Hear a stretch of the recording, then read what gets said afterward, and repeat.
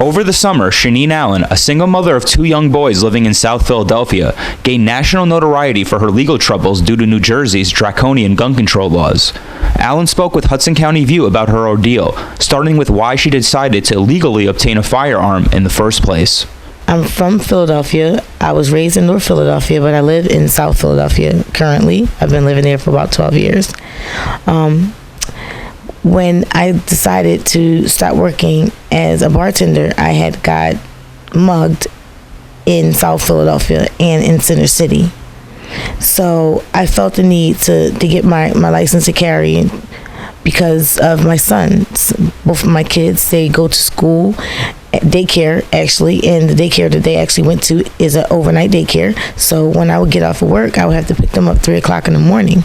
And that time of morning, there's nothing out there but muggers and bad people out there most of the time.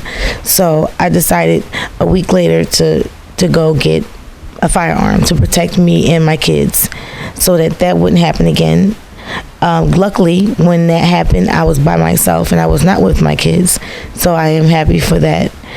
But that was a very scary situation where I felt as though I had to have some kind of protection for me and my kids, because if that had happened again, who knows what would happen. They would be hurt. It happened to me twice in less than 2.5 months. So in a sense, I just felt as though that's the only way I could protect my kids. I never thought, in any day that I would have to buy a firearm. But once I almost got hurt and got robbed, I had to. I felt as though this is what I have to do for protection only. That was my means, not for work, but for protection. Because when I got off of work, those odd hours, I wouldn't get home sometimes till 5 in the morning. And I would be in a cab picking up my kids from daycare. And that particular night that I did get robbed, they took my money. They tried to molest me. And I didn't have anything to go eat, no money to go pick up my kids, no phone, nothing. So that was I had to get it. That it was something that was mandatory at the time to get. 1 week after acquiring her firearm, Allen was pulled over in Atlantic County for an illegal lane shift during a trip to celebrate her son's birthday. That's when her legal nightmare began. I let them know that I had my firearm and my license to carry on me because I felt the need to tell them, because that's what you're supposed to do with the training classes that I had. That's one of the things, the first thing on the list that you're supposed to say and tell any police personnel, that you have your firearm on you just in case that they don't feel as though you're a threat and that anything won't happen to them. So once I told them, and they locked me up and they let me go, I had to go through a lot of court procedures. And now I'm going through this big legal issue right now where the media, I have everyone all over the nation, the world, that understands and knows about the unfairness that is happening in my case. I never intended to break the law that New Jersey has. This law, which states that if you're not licensed in their state, it's unlawful, and you're going to get the mandatory of 3.5 years in state prison without the possibility of parole, 3 to 5 years. And my charges right now is 11.5 years maximum in state prison for a mistake, for me going across the bridge with my firearm that I thought was perfectly legal, that I didn't have enough time to check out because I only had it a week. And now they're trying to punish me or use me as an example for any political or racism kind of, I don't know what to think, because there's so many people out there in the justice system right now and the revolving door that they can use as an example. I have no criminal background, never been in trouble, never been arrested, never been pulled over, so I am very confused, very numb, don't know what's going to happen to me and my kids. I've been going through this legal battle for almost a year. She followed up by talking about how her life has been ruined by the criminal charges brought against her. Right now, I feel like I can't protect my kids. I can't protect myself. I feel like I'm not a citizen. I can't walk around and I have to walk with my head down and hope no one notices me at night and try to hurt me. I feel naked without my firearm. I feel like I can't protect myself or my kids. That is the worst feeling in the world.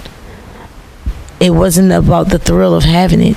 It was about feeling like I had a chance to protect myself and my children.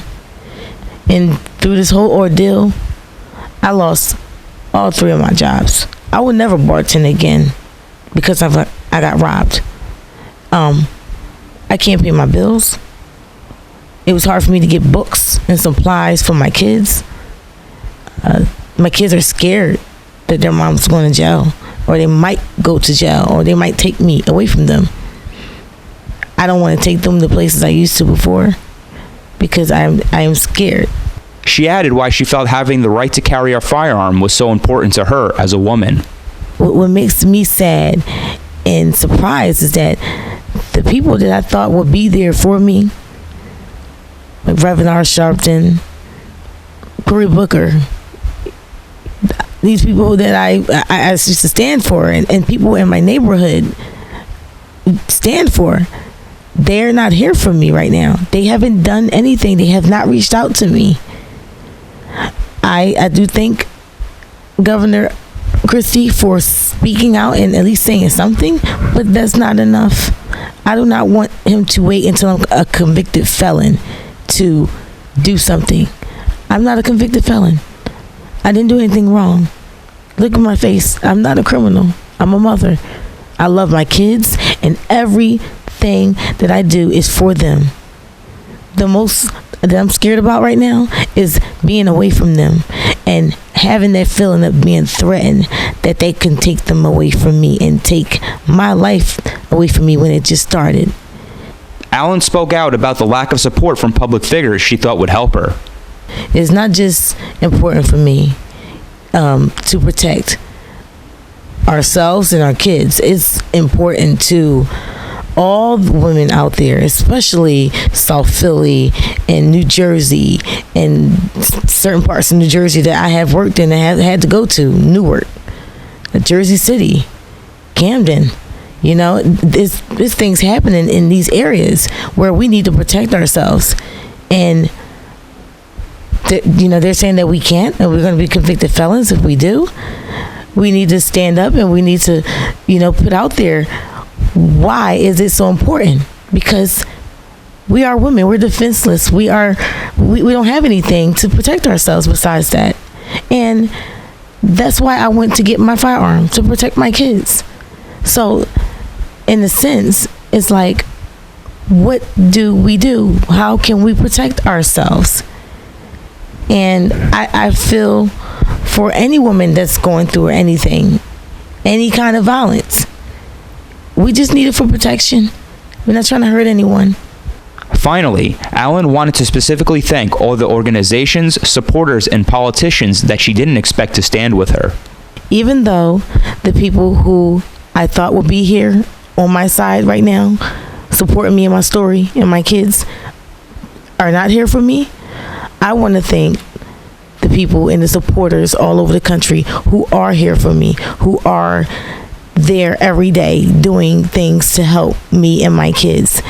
I want to thank my attorney, Evan F. Knappen, Lou Knappen, the NRA, Jenny Simone, Middlesex County Tea Party, New Jersey Second Amendment Society, and I also want to thank Ron Dancer, Assemblyman Ron Dancer, for introducing Shaneen's Law. It's important to me because, not only because it's in my name, but because it's going to change lives and it's going to change the future in these laws that they have in Jersey right now. It's going to save law-abiding citizens from going through the same thing and having these terrible sentencing that they're trying to give me right now. Since the recording of this interview, the prosecutor in the case, who happened to be the same prosecutor for Ray Rice, facing immense national scrutiny, admitted Shaneen Allen into a pretrial intervention program. Today, Shaneen is essentially a free woman, as she will avoid jail time and a felony conviction. I'm Michael Shurin with Hudson County View, the eye of the community.